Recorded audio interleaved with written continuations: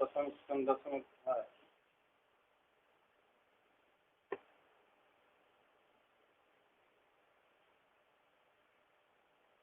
श्लोक 26। अहो अलं श्राद्धतमं यदहो कुलमहोलं पुण्यतमं मधोर्वनं यदेश पंसामृषयः श्रियः स्वजन्मना संक्रमणेन संसति।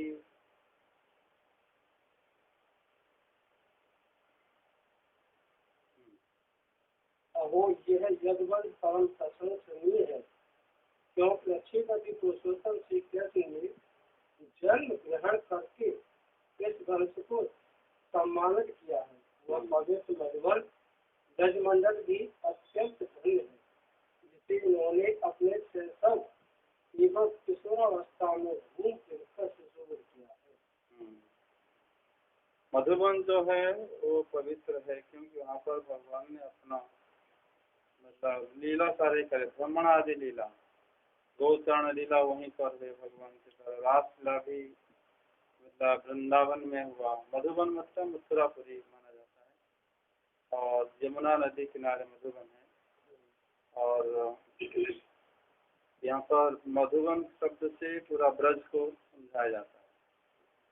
भगवान का जन्म होने से यदुवंश धन्य हो गया, लेकिन मथुरापुरी में भगवान लीला करने से वो भी उससे भी ज्यादा मतलब बढ़कर उसका यश फैल गया।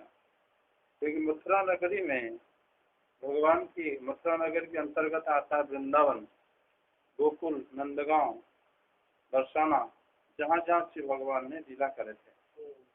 तो उसी से ये कह रहे हैं कि वो अत्यंत पवित्र है। पहले अहो अलम श्लाघ है न तमंग कुलमहो अलम पुण्यवतम पुण्यतमं मधोर्वनम। मतलब यहाँ पर अगर ये अत्यंत ये मतलब महिमान्वित तो हो गया था इनका वंश, लेकिन मधुवन जो है उससे सबसे ज्यादा पुण्यवंत है। ठीक है, इसमें मथुरा के जो महिमा को यहाँ पर प्रकाश करेंगे। आगे बड़े हर्ष की बात है कि द्वारका ने स्वर्ग की यश का तिरस्कार करके पृथ्वी के पवित्र यश को बढ़ाया है। क्यों न हो वहाँ की प्रजा अपने स्वामी भगवान श्री कृष्ण को, जो बड़ी प्रेम से मन मन मुस्कुराते हुए उन्हें कृपा दृष्टि से देखते हैं, निरंतर निहारती रहती है। यहाँ पर श्लोक में बताया गया, अहो बताओ सूर्य सरस्वती, स्वर्ग से भी ये द्वारका, स्वर्ग से भी हमारे जो पृथ्वी को, द्वारकापुरी से पृथ्वी का यश बढ़ गया, स्वर्ग से बढ़ गया। क्योंकि स्वर्ग के वासी श्री भगवान को नित्य दर्शन नहीं कर पाते। इसका कारण दिया है, पश्यन्ति नित्यं यदानुग्रह सितम स्मितावलोकम सपतिं स्मा यत् प्रजा। जिसकी प्रजा प्रत्येक दिन प्रत्येक समय में नित्यं भगवान को दर्शन करते हैं, तो वो द्वारका नगरी पृथ्वी में स्थित होने के कारण पृथ्वी का भी यश स्वर्ग से भी श्रेष्ठ हो गया। स्वर्ग के लोग जो है, जो भी ऐश्वर्य में रहते हैं, जिस प्रकार उनको मतलब व्याधि आगे नहीं सता पाता, द्वारका नगरी उससे पृथ्वी जो स्थित द्वारका नगरी उससे भी ज्यादा श्रेष्ठ है। क्योंकि यहाँ पर वो नित्य भगवान को दर्शन करते हैं। श्लोक में जो लिखा गया है, पश्यन्ति नित्यं यदनुग्रह सितम, इस श्लोक बड़ा महत्वपूर्ण है। नित्यं अर्थ द्वारका में भगवान हमेशा विराजमान करते हैं, जैसे वृंदावन में करते हैं उसी तरह द्वारका में करते हैं। वहाँ छोड़ के कहीं नहीं जाते। अगर वो कहते हैं कि वो आगे हस्तिनापुर उस टाइम एब्सेंट रहते हैं, ये नहीं, वो उसी समय में भी वहाँ पर जहाँ पर रहना चाहिए नित्य उस जगह में रहते भी हैं भगवान। इसलिए यहाँ नित्यं शब्द लिखा गया। सभी जिनका इन्होंने पान ग्रहण किया है, उन स्त्रियों ने अवश्य ही व्रत, स्नान, हवन आदि के द्वारा इन परमात्मा की आराधना की होगी, क्योंकि वे बार बार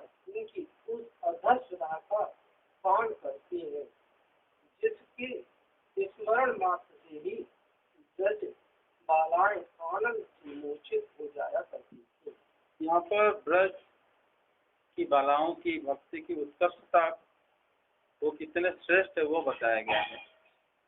और यहाँ पर कह रहे हैं कि जो लोग पत्नी रूप में भगवान की पत्नी बने थे, जो लोग इतने सारे व्रत और तीर्थों में स्नान इत्यादि बहुत पूजा करे होंगे, अन्यथा श्री कृष्ण के अधरामुक्त प्राण जो करते हैं और नित्य, ये भाग्य जिसके अधरामुक्त प्राण के बारे में अगर ब्रज गोपियां सोचती भी है आनंद से मूर्छित हो जाते हैं। इसका मतलब ब्रज गोपियों की जो भाव है द्वारका से भी ज्यादा श्रेष्ठ है। ये लोग द्वारका की स्त्रियां मूर्छित नहीं होते, लेकिन द्वारका की स्त्रियां भगवान की क्या तपस्या करें कि भगवान से तो नित्य विराजमान रहते हैं, ये उनकी महानता है। लेकिन ब्रज की जो भक्ति है उससे बढ़कर, क्योंकि जिसको ज्यादा भूख लगता है वो खाद्य का स्वाद उसको मिलता है, जो भूखा नहीं है वो क्यों स्वाद उसको लगेगा। और ये लोग इतने बड़े भक्त थे भगवान की, ताकि वो याद करते मूर्छित हो जाते थे, कौन ब्रजवासी, लेकिन वो उसी को नित्य पान करते थे। और ये स्त्रियां बात कर रही है, इसीलिए माधुर्य रस की बात होना स्वाभाविक है। अगर स्त्रियां किसी मतलब पुरुष के बारे में बात करते हैं, जरूर माधुर्य रस के बारे में जरूर बात करेंगे कि उनकी स्त्री के साथ कैसे संबंध है, कैसे रहते हैं, ये सब बात उनके मन में जरूर आएगा। इसीलिए यहाँ पर वो बात और तुलना भी किया गया है कि द्वारका में जो स्त्रियां हैं वो निश्चित रूप से अनेक व्रत तीर्थ में स्नान होम आदि अच्छी तरह पूजा करे होंगे, अन्यथा श्री भगवान की अधरामुक्त कैसे पान करते हैं। आगे में शिशुपाल आग मत वाले राजाओं का मान मर्दन करके जिनको अपने बाहुबल से हर लाए थे तथा जिनकी कुछ ताम्र आम आद है, वे रुक्मणी आद 8 पटरानियां और भौमासुर को मार कर लाई हुई, जो एक हजारों अन्य पत्नियां हैं, वे वास्तव में धर्म है, क्योंकि इन सभी ने स्वतंत्रता और पवित्रता से रहित स्त्री जीवन को पवित्र और उज्जवल बना दिया है। इनकी महिमा का वर्णन कोई क्या करे। इनके स्वामी साक्षात कमल नयन भगवान श्री कृष्ण हैं, जो नाना प्रकार की प्रिय चेष्टाओं तथा पार जाति प्रिय वस्तुओं की भेंट से इनके हृदय में प्रेम एवं आनंद की अभिव्यक्ति करते हुए कभी एक क्षण के लिए भी इन्हें छोड़कर दूसरी जगह नहीं जाते। मतलब इनका कभी भी प्रत्याहति हृदय उनको छोड़ के नहीं जाते हैं भगवान। ये 2 श्लोक आपने बताया। पहला श्लोक कहते हैं या वीर्य शुक्लेन तथा स्वयंवरे प्रमथ, स्वयंवर में अपनी प्रभाव रूपी शुक्ल देकर भगवान ने उनको उनके पानी ग्रहण करे थे। किनके? जैसे रुक्मिणी, सत्यभामा, जाम्बवती आदि सारे रानियों को जब उन्होंने भगवान शादी करे थे तो शुक्ल दे के करे थे। शुक्ल को क्यों देना पड़ता है? कोई भी स्त्री को अगर कोई ग्रहण करता है शुल्क देना पड़ता है, क्योंकि उनका अगर जैसे श्री रुक्मिणी देवी की जब शादी हुई थी, पत्र में भी वही लिखा गया था भगवान के निकट कि मतलब में जो है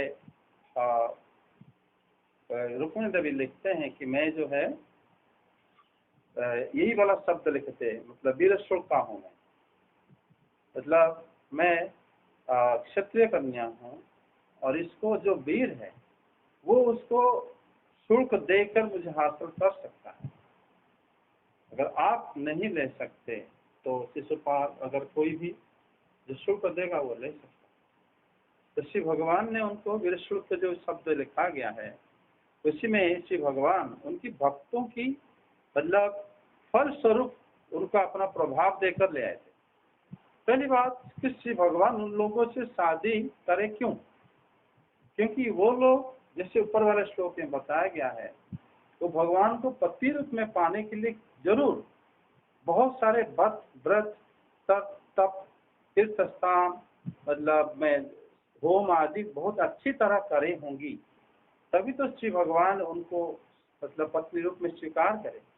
क्योंकि भगवान जानते हैं कि जो भक्त मुझे जिस रूप में, जिस भाव में कामना करता है, उसी रूप में मुझे वो प्राप्त होता है। इसीलिए वो लोग इसी प्रकार काफी तपस्या व्रत आदि करे हुए थे, तभी भगवान ने उनको अपनाए थे। इसलिए इस श्लोक में वीरशुक का जो सीधो संपाद बताते हैं कि भगवान अपने प्रभाव रूपी श्लोक द्वारा उनको हासिल करे थे। मतलब उनकी जो भक्ति है, भक्ति का फल स्वरूप उनको अपना कर, भगवान अपना कर उनको सुख प्रदान करे। भगवान का अपनाना ही एक प्रकार की सुख है उनके लिए।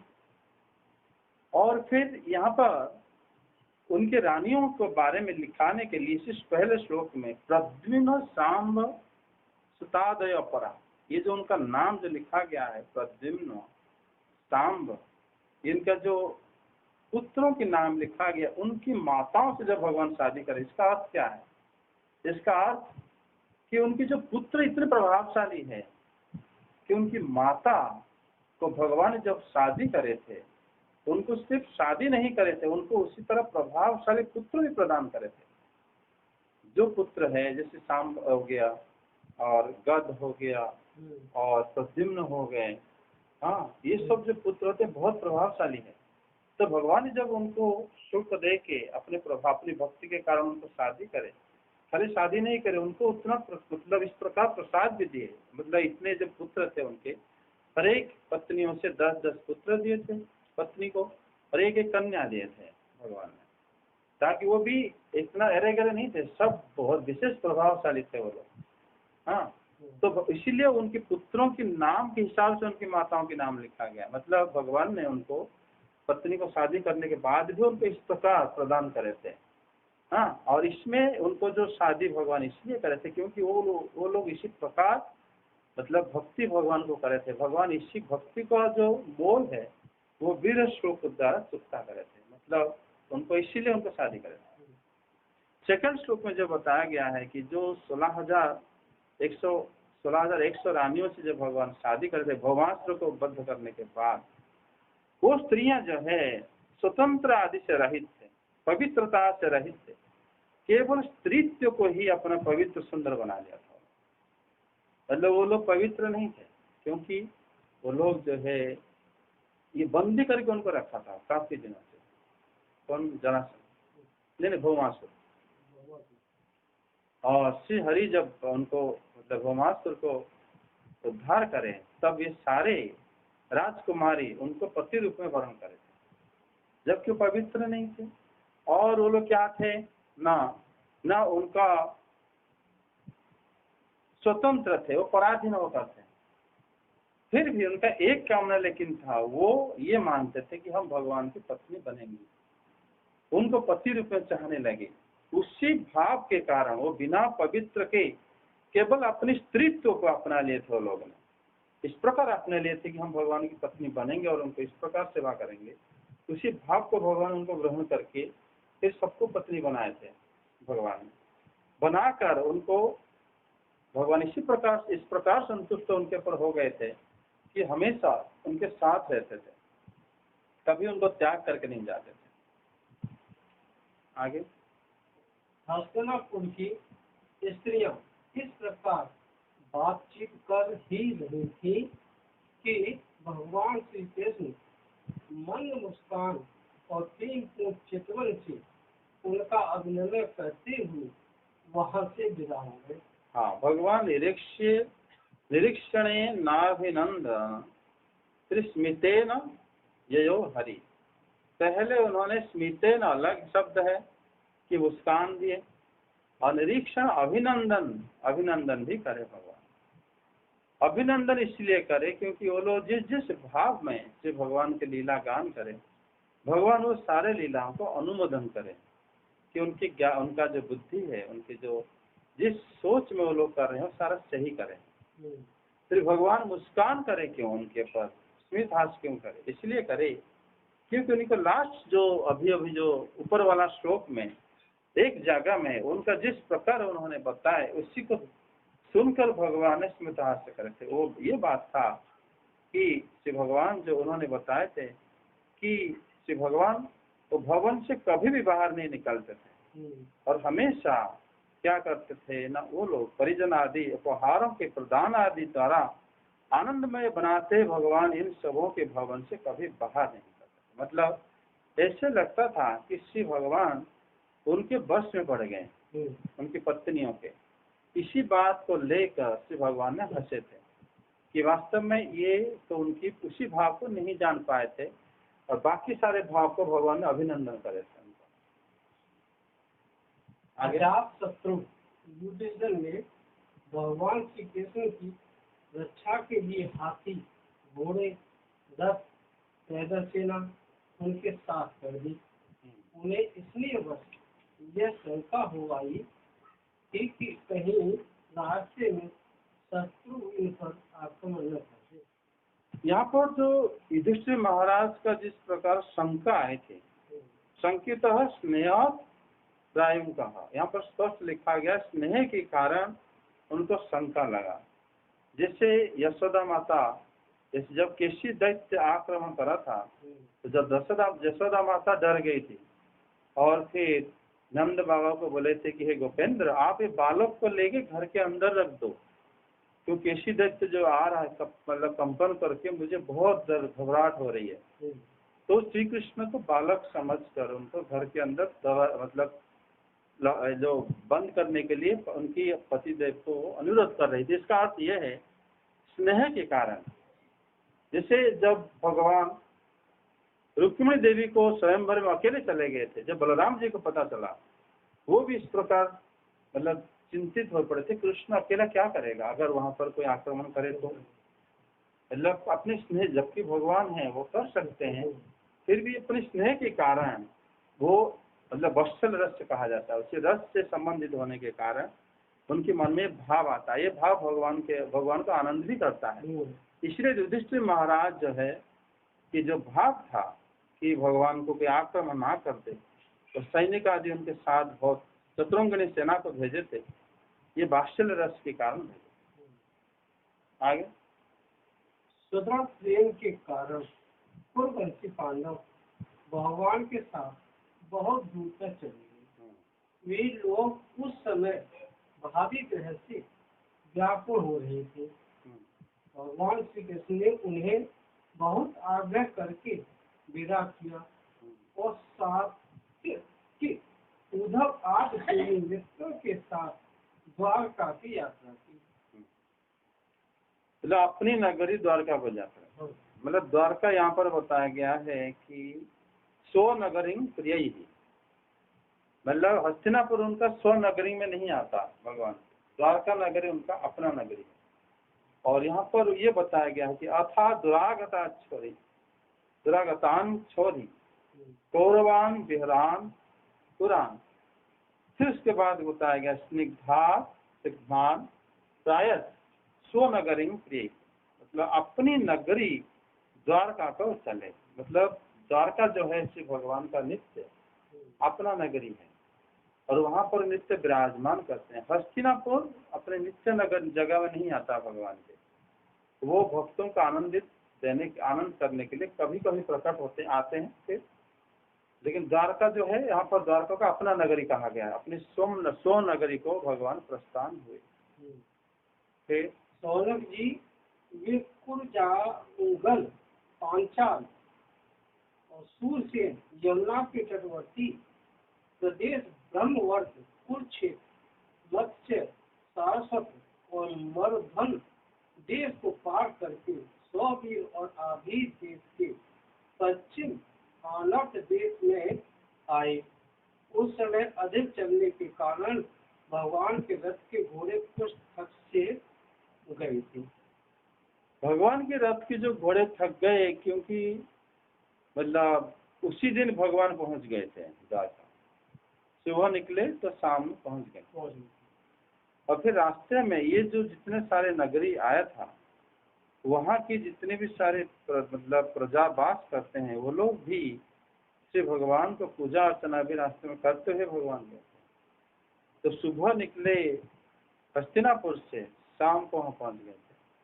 इसीलिए वो कहा जाता है कि उनकी जो अश्व जो है कुछ थक गए थे, मतलब मनाग बबू, वो लोग जो थक गए थे भगवान की इच्छा से, भगवान नगरी के जैसे ही नगरी में पहुंच गए थे, उसी जगह में थक गए थे। वहीं पर भगवान ने जैसे सूर्यास्त हुआ, वहीं पर वो भगवान वहीं पर रुके रहे। ठीक है। और यहाँ पर जो पहले जो नाम था जो लिखा गया है, वो नाम में यमुना की तटवर्ती प्रदेश, ब्राह्मणवत, कुरुक्षेत्र, मत्स्य देश, ये सब इसमें से श्रेष्ठ होता है ब्रह्मावत, जो कि यमुना के तटवर्ती है। भगवान ये सब अच्छे अच्छे नगरी होते हुए अपनी प्रदेश द्वारका नगरी प्रवेश हुए थे। और उसके बाद वाले श्लोक में लिखा गया है कि भगवान की, कृष्ण की जो घोड़े हैं वो थक गए थे, क्योंकि श्री भगवान की जो घोड़े थकने का अर्थ हो गया, श्री भगवान वहीं पर रुकना चाहते थे। और उसी समय भी वो पहुंच गए थे, कहाँ पे, द्वारका नगरी में। आगे मार्ग में स्थान स्थान पर लोग उपहार आदि के द्वारा भगवान का सम्मान करते। शाम काल होने पर वे रथ पर से भूमि पर उतर आते और जलाशय पर जाकर संध्या मंडल करते। यह उनकी नित्य चर्या थी। श्री भगवान प्रत्येक दिन जो आते थे, यहाँ पर संध्या में भी जहाँ पहुँचे है वो, वहाँ पर भी, ये कौन सा श्लोक है, 36। मतलब यहाँ पर बताया गया है कि श्री भगवान विभिन्न स्थान पर जो लोगों की मतलब उपायन प्राप्त करके श्री भगवान शाम तक वहाँ पहुँच गए।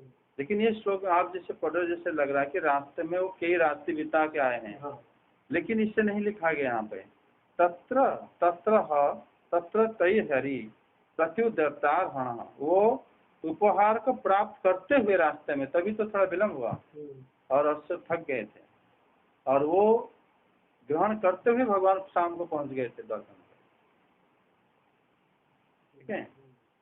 मतलब संध्या के समय श्री हरि सायंकाल पश्चिम दिशा में पहुंच गए थे और उसी समय सूर्यास्त हो गए।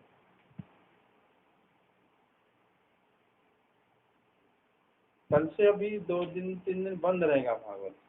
कल मैं थोड़ा जाऊंगा, वृंदावन जाऊंगा, और फिर आने के बाद फिर जन्माष्टमी आप लोग से मना लेना। ये वाला अध्याय हो गया ना जी। भगवान श्री कृष्ण का द्वारका में प्रवेश।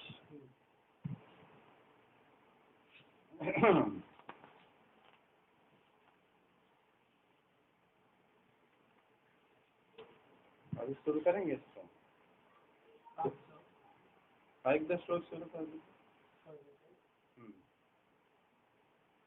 सूत जी कहते हैं, श्री कृष्ण ने अपने समृद्ध आनंद देश में पहुंचकर वहाँ के लोगों की विरह वेदना बहुत उत्साहित करते हुए अपना शेष पांच जन्य नामक शंख बजाया।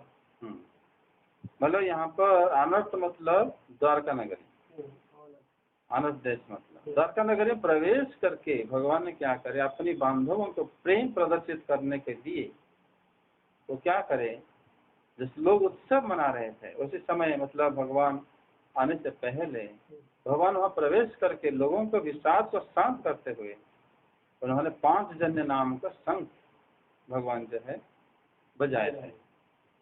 सायंकाल जो है पिछले दिन भगवान द्वारका नगर के प्रदेश में रह गए थे और उन्होंने क्या करते ना, उनको बता दिए थे कि भगवान आप पहुंच गए हैं, तो सब लोग उत्सव बना रहे थे द्वारका, तभी भगवान प्रवेश कर द्वारका में।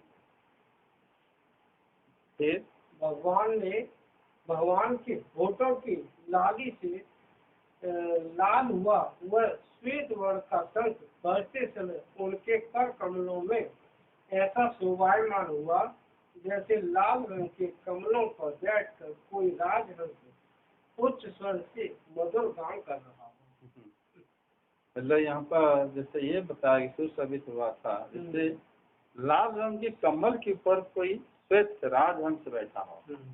भगवान के लाल होंठ के ऊपर जो था पांचजन्य संघ का श्वेत वर्ण था, और इसको जब बजाए तो भगवान के लाल लाल होंठ की स्पर्श आने के कारण तो वो जो है ऐसा लग रहा था, उज्जवल लग रहा था संघ। उसी तरह तुलना करें हैं जैसे राजहंस जो है कमल के ऊपर बैठा हो। भगवान के शंख की वह ध्वनि संसार के भय को भयभीत करने वाली है। उसे सुनकर सारी प्रजा अपने स्वामी श्री कृष्ण के दर्शन की लालसा से नगर के बाहर निकल आई। संसार के जो भय को भयभीत करने वाले उस ध्वनि को सारी प्रजा अपने स्वामी के दर्शन की लालसा से नगर से बाहर निकल आई।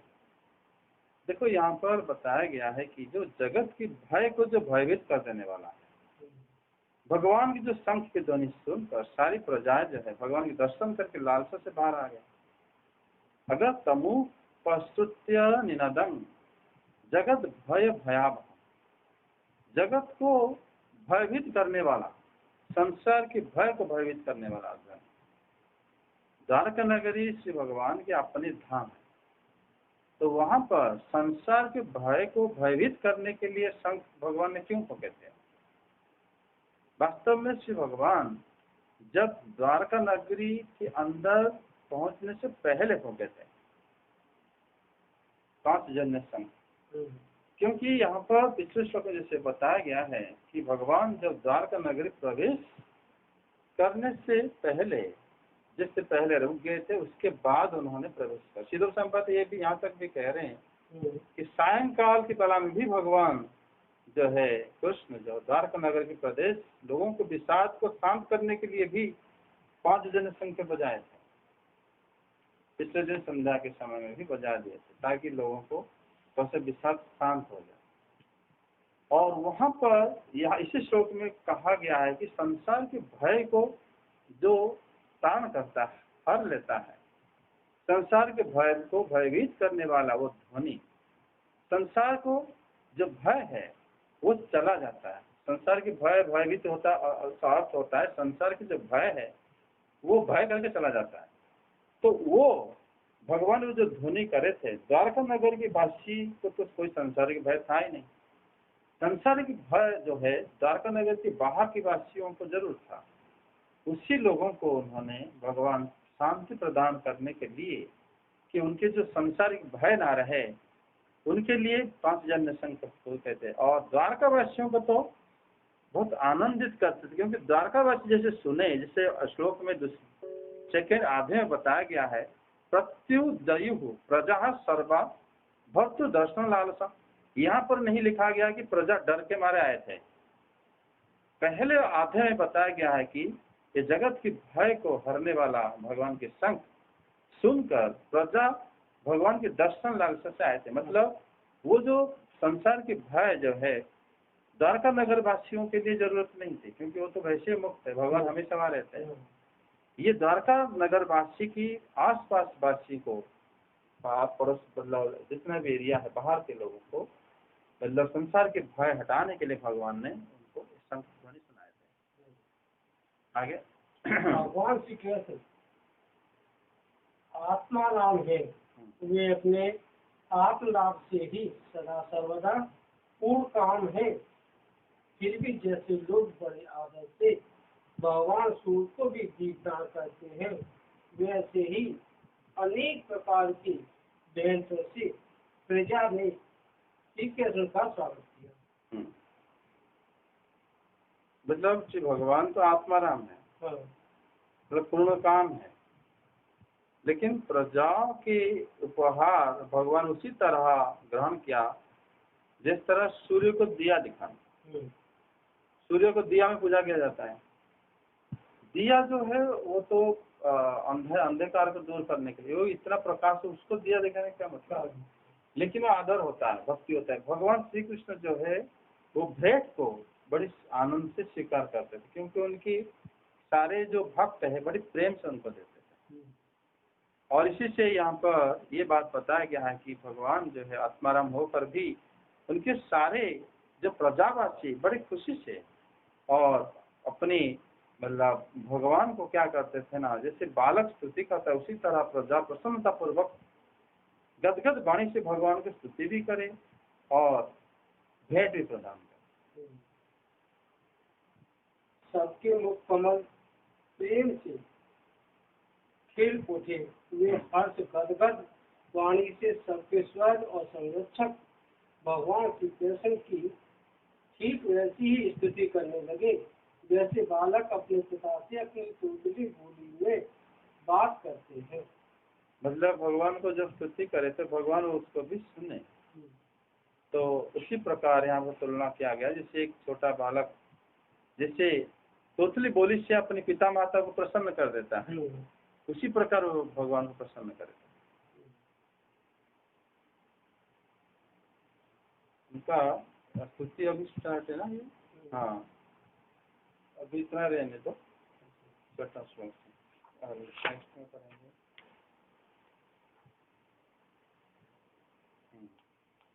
इसके बाद परीक्षित महाराज के जन्म आ जाएगा। श्री कृष्ण गोविंद हरि मुरारी, हे नाथ नारायण